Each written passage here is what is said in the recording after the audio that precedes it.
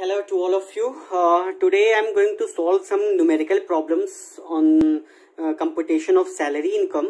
क्योंकि बहुत सारे लोगों ने मुझसे बोला कि सर आप इस पे प्लीज थोड़ा एक आध तो एग्जांपल आप सॉल्व करके बता दीजिए कि किस तरह से क्वेश्चन सॉल्व होते हैं. So I am going to solve some numerical one और two numerical problems on computation of salary. So this is the question. You can take the screenshot of this question so that you can able to solve the question at your home also. During the previous year 1920, X 45 years is employed by a pharmaceutical company situated at Kanpur. He gets the following from the employer. जब भी हम question solve करेंगे तो सबसे पहले I am telling you one और two things which is very important. First of all, please it's my request to all of you that please read the first line very clearly, because यहाँ पे हमको दिया है कि assessment year क्या है, उसकी एज क्या है, so that we are able to apply the tax slab. वो कहाँ पे काम करता है, सिटी क्या है, मेट्रो सिटी कि नॉन मेट्रो सिटी है. तो it is very important to read the first line. So here during the previous year 1920, X 45 years is employed by a pharmaceutical company situated at Kanpur. He gets the following from the employer. ये उसके emoluments है जिसमें basic salary है 34,000 per month, dearness allowance है 30% of the basic salary, जिसका 40% is considered for calculating retirement benefits like gratuity and pension. तो इसका मतलब क्या है कि 40% इज जो बेसिक डीए एंड जो भी डीए है उसका 40% बेसिक डीए है और 60% क्या है एडिशनल डीए है. डियरनेस पे है 5,000 per month, nothing is considered for retirement benefit. Fixed commission है 4,000 per month, commission as incentive है 5% of turnover and extra commission of 2% if turnover exceeds rupees 15 lakhs. House rent allowance he is getting rupees 15,000 per month. Rent paid जो pay कर रहा है that is 17,000 per month up to June 30, 2019 and after that he shifts in his own house but house rent allowance is received throughout the previous year. बाद में मैं बताऊंगा कि कैसे इसको करना है. फिर उसके बाद एम्प्लॉयर्स कंट्रीब्यूशन टुवर्ड्स आरपीएफ है, उसमें इंटरेस्ट है. It's all given here. X has been provided health club facility at a four star hotel in Kanpur by the employer company. Club facility है और उसके अलावा और काफी सारी चीजें हैं. सो दिस इज ये वो question. You can take the screenshot for further reference. ठीक है. Now I am going to solve this question. So now I am going to solve this question. So first of all you have to write computation of total income of Mr. X for the assessment year 2020-2021. You have to make two columns. दो columns आपको बनाने हैं. सबसे पहला you have to write he is getting basic salary. What amount of basic salary he is getting? He is getting basic salary of rupees 34,000 per month. तो 34,000 into 12 months की basic salary कितनी होगी? 12 months की basic salary इसकी होगी 34,000 into 12. It will be 4,08,000. After that he is getting a dearness allowance. DA कितना है? Dearness allowance is I think it is 30% of basic salary. So 30% of 4,08,000. 30% of 4,08,000. So it is 1,22,400. This is your dearness allowance. After that, he is also getting a dearness pay. He is getting rupees 5,000 per month. So 5,000 into 12. So 5,000 into 12 is equal to 60,000. He is getting an annual dearness pay of rupees 60,000. After that he is getting a fixed amount of commission he is getting. How much he is getting? He is getting 4,000 rupees per month for 12 months. So 4 12s are 48,000. He is getting 48,000 per annum. And commission given on percentage basis also he is getting. Commission on percentage basis. 5% of turnover. So monthly turnover is rupees 1 lakh. Monthly turnover उसका 1 lakh क्या है? उसका 5% he is getting. 5%. ठीक है. For 12 months. So 5% of 1 lakh. It will be 5% of 1 lakh. 5,000 and multiply by 12. So 60,000 annual amount of commission on the basis of turnover he is getting. After that, he is getting a house rent allowance, HRA. He is also getting house rent allowance. House rent allowance he is getting rupees. He is getting a house rent allowance of rupees 15,000 per month. So 15,000 multiplied by 12. 15,000 multiplied by 12. कितना हो गया? So he is getting a house rent allowance of rupees 1,80,000 per annum. Now here you have to deduct exempted, because house rent allowance is exempted, some amount is exempted under section 10 subsection 13A. मैंने पहले बताया था कि exemption की limit you have to calculate. So you have to calculate three limit. मैंने बताया था पहली limit, first limit is your actual amount.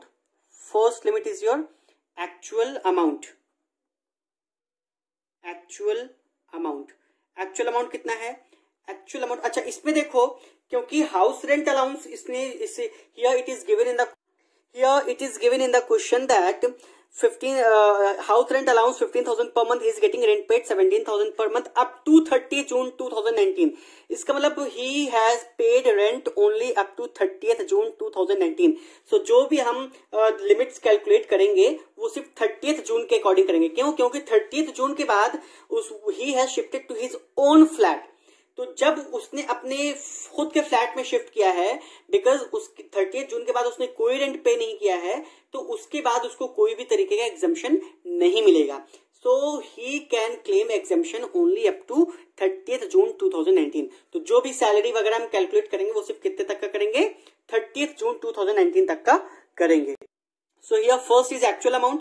Actual amount में हम कितने तक का लेंगे? 30th जून तक का लेंगे. तो 15,000 multiplied by April May June, 3 months का तो is equal to 45,000. First limit is your 45,000. ठीक है, तो अप्रैल मई जून 3 महीने का एक्चुअल अमाउंट आ गया 45,000. Second is your excess of actual rent over 10% of salary. तो एक्चुअल रेंट वो कितना पे कर रहा है? Actual rent he is paying 17,000 per month. तो 17,000 you have to multiply 17,000 multiplied by 3 equals it will be 51,000 minus 10% of salary. 10% of salary. अच्छा, यहां पे सैलरी का मतलब मैंने बताया था, salary means basic salary plus basic DA plus commission given on percentage basis. तो बेसिक सैलरी कितनी है पर मंथ? 34,000 बेसिक सैलरी है, प्लस बेसिक डीए कितना है? Here it is given 30%. Total DA जो है 30% ऑफ बेसिक सैलरी. तो 34,000 is your basic salary multiplied by 30%. Multiplied by 30%. तो 30% आ रहा है 10,200. बट 10,200 जो है इसका 40% ही बेसिक डीए है, क्योंकि ये तो पूरा डीए है, क्योंकि डीए कितना है? वो 30% ऑफ बेसिक सैलरी है, लेकिन उस डीए का भी 40% इज योर बेसिक डीए. तो 10,200 का मल्टीप्लाइड बाय 40%, तो इसका 40% कितना आ गया? 4080 plus commission given on percentage basis. Commission कितना है पर मंथ? कमीशन उसका कितना मैंने निकाला था? 1 लाख का 5%, तो 5,000 कमीशन है. तो 3 मंथ्स का कमीशन कितना हो गया? 5 3 15,000.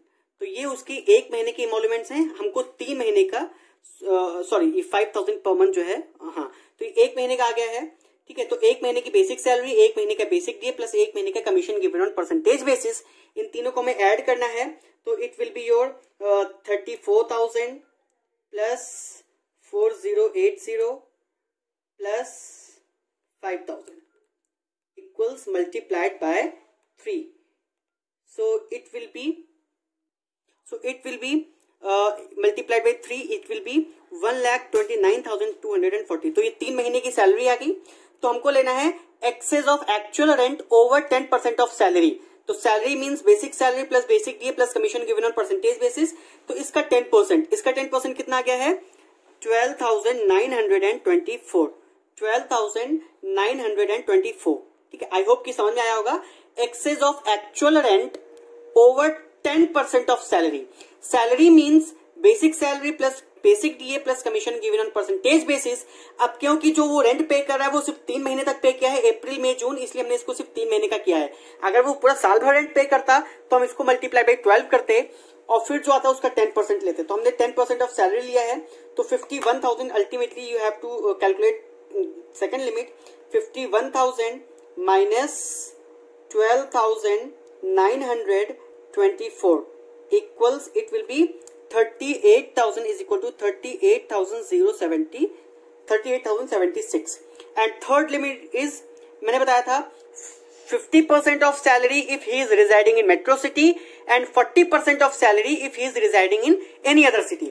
तो मेट्रो सिटी में तो नहीं रह रहा है क्योंकि क्वेश्चन में पहले ही हमने मेंशन कर किया था कि it is given in the question that he is situated at Kanpur, means he is residing in Kanpur. तो Kanpur is not a metro city, तो in that case you have to take the 40% of the salary. तो salary कितनी है 3 महीने की? 1,29,240. तो 1,29,240 multiplied by 40%. So it will be your 51,696. 51,000 40% of salary. So it will be 51,696. So out of these three figure, whichever is less. So first amount is your actual amount 45,000. Second is your this. Second limit is this 38,076. First is 45,000 and third is this. So out of these three figure, whichever is less will be deducted. So 38,076 is exempted under section 10 subsection 13A. So 38,076 will be deducted.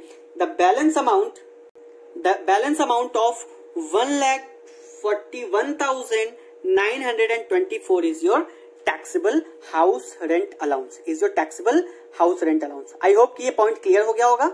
Now next हमारा है he is getting employers contribution. ये हमारा working note है, इसको तो हम अलग से भी दिखा सकते थे लेकिन क्योंकि मैंने समझाना था इसलिए मैंने इसमें ही दिखा दिया. ठीक है. Now employers contribution towards recognised provident fund. Employers contribution. Next is employers contribution towards RPF. मैंने अपनी लास्ट वीडियो में ही, इसके पहले की जस्ट प्रीवियस जो वीडियो है उसमें मैंने बताया था कि whatever employers contribution towards recognised provident fund is there, that is exempted up to 12% of the salary. And salary mean same basic salary plus basic DA plus commission given on percentage basis. ठीक है. तो 12% of salary का up to it is exempt. तो हमको यहाँ पे दे रहा है, here it is given that employers contribution towards recognised provident fund is ₹5400 per month and interest उस पर जो मिला है दैट इज ₹56,000. वो 11% के हिसाब से है. ठीक है. सो हियर एम्प्लॉयर्स कॉन्ट्रीब्यूशन कितना है? ₹5400 पर मंथ है. Per month multiplied by 12. तो 12 मंथ का कितना आ गया? 5400 into 12. 5400 into 12. It will be equal to 64,800. Now you have to less करना है exempted, that is up to 12% of salary. 12% of salary.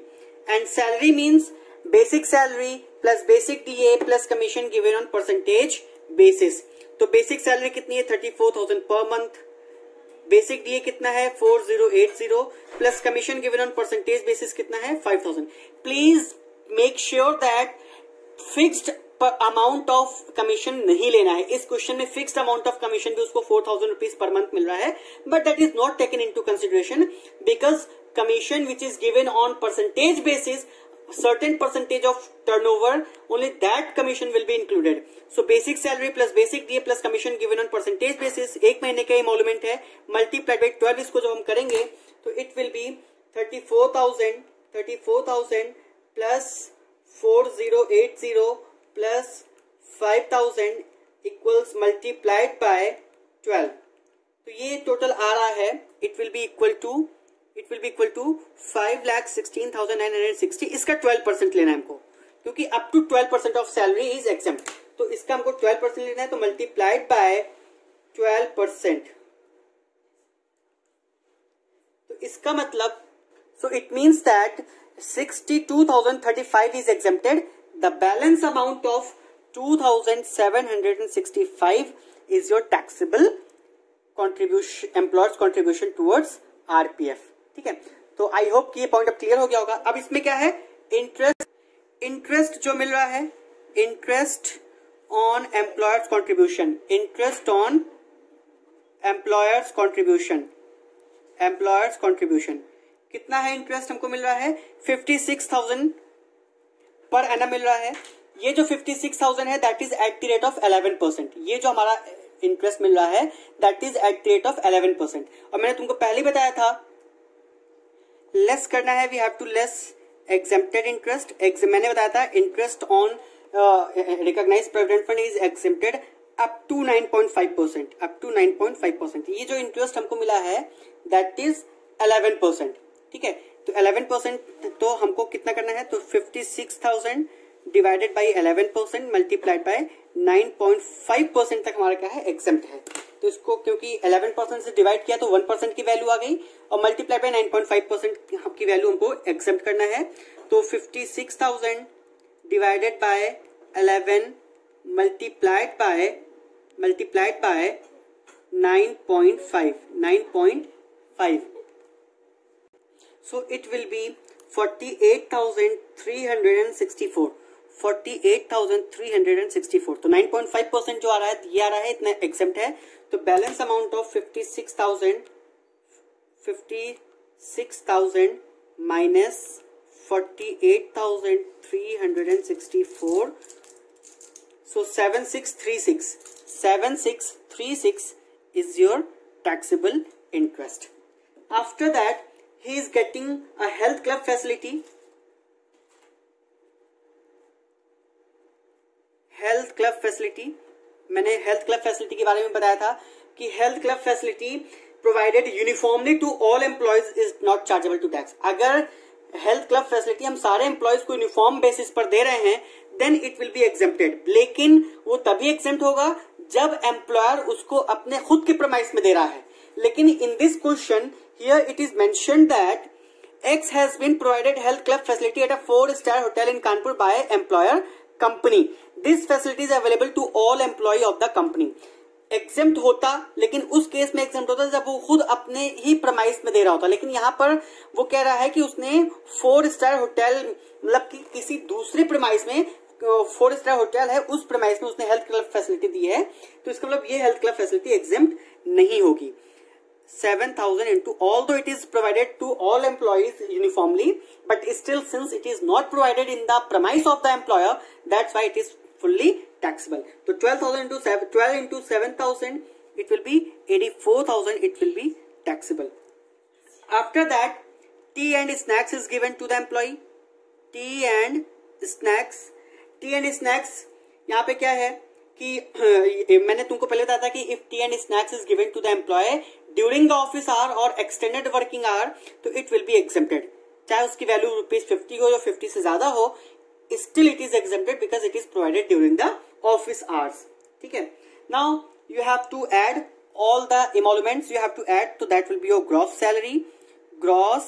salary. So for gross salary you have to compute the taxable figure जो हमने last वाले column में लिखे हैं, this plus this plus this plus this plus this plus this plus this. जो external column में सारी चीजें हैं वो टैक्सेबल हैं. तो जब इसको हम ऐड करेंगे तो हमारी ग्रॉस सैलरी आ जाएगी. तो ग्रॉस सैलरी जो हमारी आएगी that will B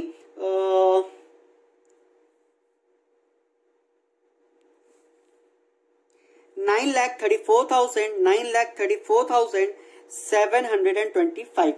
9,34,725. This will be your gross salary.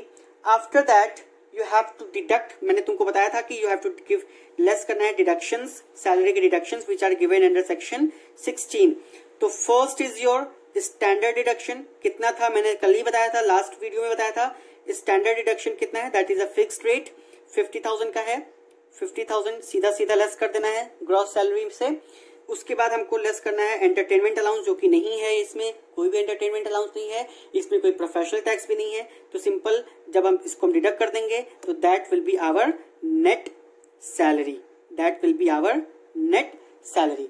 तो नेट सैलरी कितनी हो जाएगी? नेट सैलरी हो जाएगी 8,84,725 725. So this will be your net salary. Now in this net salary you have to add other incomes. Other incomes is given in the question that other income जो SSC की है that is rupees 1,35,000 1,35,000. तो यहाँ पे उसकी gross total income from all heads, मैंने बताया था कि जो हमारी इनकम है that is divided into 5 heads, salary, house property, profits and gains from business और profession, capital gain and other sources. तो सारे हेड्स, इसमें और कोई हेड्स नहीं, सिर्फ 2 ही हेड्स है। तो दोनों हेड्स को ऐड करके हमारी जो ग्रॉस टोटल इनकम आई है that will B that is your 10,19,725. This is your gross total income. Now from gross total income you have to give deductions under section 80C to 80U. Under section 80C to 80U. 80C से 80U तक के जो deduction है उसको हम देंगे। इसमें देखो यहाँ पर दे रहा है, यहाँ पर दिया है, it is given in the question that, सब अच्छे से देखेंगे क्वेश्चन को फिर से। X contributes annually rupees 5,500 per month towards recognized provident fund. An additional sum of rupees 80,000 is contributed on March 11, 2020. Income of rupees X from other sources, जो तो हमने इसको ट्वीट कर लिया है। Determine the net income and tax liability X for the assessment on the assumption that monthly turnover achieved. ठीक है, तो यहाँ पे जो contribution है towards recognized provident fund, so that will be added. तो less का deduction under section 80C का है, under section 80C। तो contribution towards RPF कितना है? He is contributing 5,500 rupees per month multiplied by 12 plus additional rupees 80,000 जो उसने और contribute किया है उसको ऐड करेंगे तो that will be 1,46,000. मैंने पहले बताया था कि टोटल जो है इसका जो टोटल मैक्सिमम लिमिट है दैट इज 1,50,000. अगर ये सपोज दैट 1,56,000 आ रहा होता तो हम सिर्फ 1,50,000 तक ही डिडक्शन देते हैं। तो इधर actual amount of deduction under section 80C और rupees 1,50,000 which ever is less, मतलब 1.5 लाख रुपए से ज्यादा के डिडक्शन हम 80C में नहीं दे सकते हैं। तो 1,46,000 का हमने उसको डिडक्शन दे दिया है। तो उसकी जो नेट इनकम आ गई है, नेट इनकम, तो the net income will be your 8,73,730 rupees. Now you have to calculate tax on that. तो टैक्स का स्लैब हम लगाएंगे। तो क्योंकि he is 45 years of age, तो जो स्लैब है वो 2.5 लाख वाला है। तो फर्स्ट 2.5 लाख पर, फर्स्ट 2,50,000 पर it will be nil. Next 2.5 lakh पर मीन्स 2.5 लाख से 5 लाख पर 5% मीन्स 12,500। फिर नेक्स्ट जो डिफरेंस बचा 8,73,730 माइनस 5 लाख तक का लगा दिया स्लैब, बचा नेक्स्ट 3,73,730 रुपीज पर, नेक्स्ट 373,730 पर 20%, तो 20% इट विल बी 74,746। तो टोटल इसको ऐड कर देंगे तो जो टोटल ऐड हमारा आ जाएगा ये आ जाएगा 6, 4, 12, 7 and 8 87,246। नाउ इस पे हम ऐड कर देंगे, ऐड करेंगे 4% हेल्थ एंड एजुकेशन सेस। तो हेल्थ एंड एजुकेशन सेस आ जाएगा 3,490। तो जो टोटल टैक्स लायबिलिटी आएगी राउंड ऑफ करके दैट विल बी 90,740 रुपीज। इसकी जो टोटल क्या कहते हैं कि टैक्स लायबिलिटी आएगी, दोनों को ऐड कर देंगे, सेस को ऐड कर देंगे तो दैट विल बी 90,740। इसमें कोई भी रिबेट नहीं है अंडर सेक्शन 87A क्योंकि उसकी जो इनकम है that is more than rupees 5 lakh. तो वहां पे हम उसको कोई भी रिबेट नहीं देंगे अंडर सेक्शन 87A में। ठीक है, so this is all your question computation of total income and tax liability of mister x. इस तरह से हमको क्वेश्चन सॉल्व करना है। हम एक क्वेश्चन और जल्दी से सॉल्व करके बताएंगे। जल्दी से एक क्वेश्चन और सॉल्व करते हैं। इसमें कह रहा है Mrs X 38 years is a deputy manager in a Mumbai based company. She gets rupees 54,000 per month as salary. Besides, she gets child education allowance. Everything emoluments are given. Please take a screenshot of this question so that you can able to solve the question at your home also. ठीक है, so ये सारे emoluments हैं इसमें। Now you have to solve the question. The book which I am following is Singhania, 63rd edition है सिंघानिया की, latest assessment year 2021 की है। सो इट्स रिकमेंडेड कि आप लोग भी इस बुक को फॉलो करें. It's a good book for BCom as well as for professional courses like CA and ICAWA. तो if you want to book, then you can purchase Singhania, Monica Singhania. It's a good book. So here computation of taxable salary, taxable income, total income of Mrs. X for the assessment year 2020-2021. So सबसे पहले he is getting a basic salary. He is getting a basic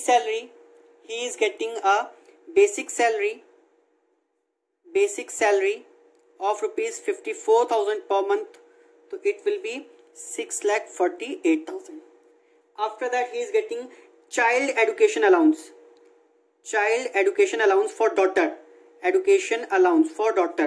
तो daughter के लिए हमारा कितना है 450. Daughter के लिए, क्योंकि डॉटर के लिए अलग मिल रहा है और सन के लिए अलग, तो 450. और मैंने तुमको बताया था कि child education allowance is exempted up to ₹100 per month per child. तो 100 रुपीज इज एग्जेम्प्टेड, तो 350 will be taxable multiplied by 12. Exempted कितना है 100 रुपीज एग्जेम्प्टेड है because 100 rupees per month per child is exempted. तो 350 इंटू 12 कितना हो जाएगा, it will be 4200. And education allowance for son he is getting ₹80 per month.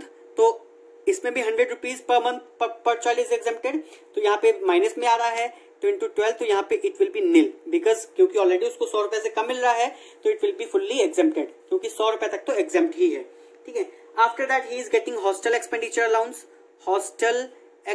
Allowance. मैंने बताया था hostel expenditure allowance is exempted up to ₹300 per month per child, maximum up to 2 child only. तो यहाँ पर he is getting a hostel expenditure allowance of ₹300 per month.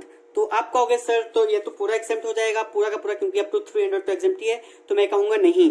क्यों? क्योंकि he is not living in hostel, he is living outside the hostel. अगर वो hostel में रह रही होती तब 300 rupees per month per child exempt होता.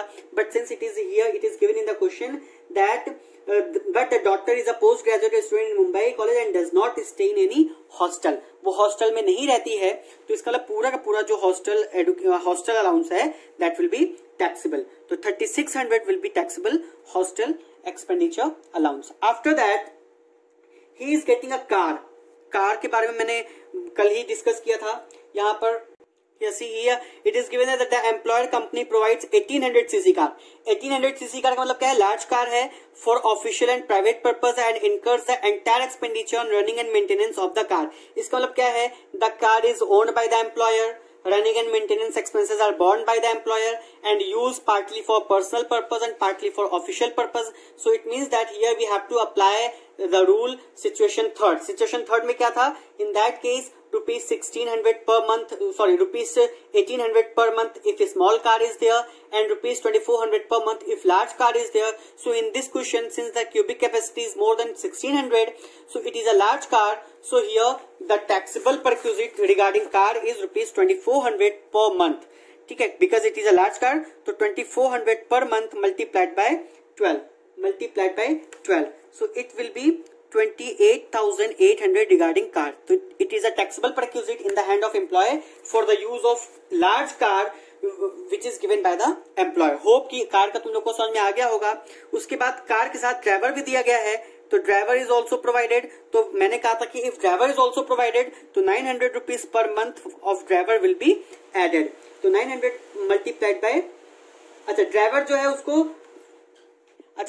जो उसको मिला है वो with effect from November 1st question में है, जो स्क्रीनशॉट आप लोगों ने क्वेश्चन में लिया होगा पहले, तो उसमें आप देख सकते हैं with effect from November 1st 2019 she gets driver. तो driver he got only for 5 months. तो 900 into 5 it will be 4500 driver का, क्योंकि उसको साल भर के लिए ड्राइवर नहीं मिला था, 1 November से मिला था. तो नवंबर, दिसंबर, जनवरी, फरवरी, मार्च 5 महीने तक का उसको ड्राइवर मिला है. तो ड्राइवर की salary will be taxable only for 5 months.